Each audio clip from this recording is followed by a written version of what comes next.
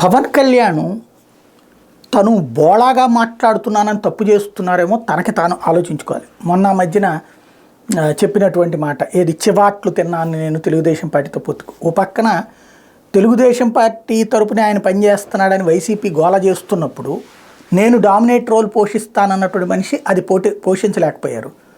క్రమంగా మొన్న అది ఎప్పుడైతే అంటే తెలుగుదేశం కోసం తను చివాట్లు తిన్నాడన్నప్పుడు ఒక వెటకారమైంది. ఈవెన్ జనసేన వాళ్ళు కూడా దానికి సమాధానం చెప్పుకోలేనటువంటి పరిస్థితి.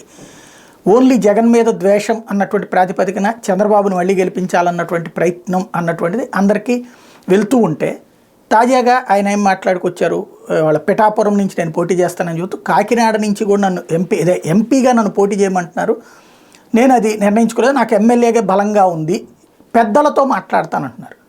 తెలుగుదేశం పార్టీ నేను సీట్ల గురించి ఏ పెద్దలతో నన్ను మాట్లాడతానని చెప్తుందా? భారతీయ జనతా పార్టీ తమ సీట్ల గురించి అభ్యర్థుల గురించి ఎక్కడ పోటీ చేయాలన్నటువంటిది ఎవరితో నన్ను మాట్లాడతానని చెప్తుందా? పురంధేశ్వరు వాళ్ళ పెద్దలతో మాట్లాడుకుంటుంది.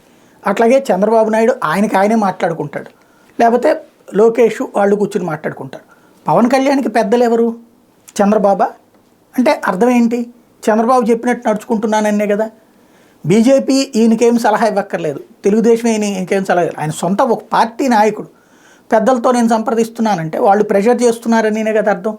ఆయన ఇది మంచిగా చెప్పుకుంటున్నారా చెడుగా చెప్పుకుంటున్నారా ఆయన ఆలోచించుకోవాల్సి ఉంది.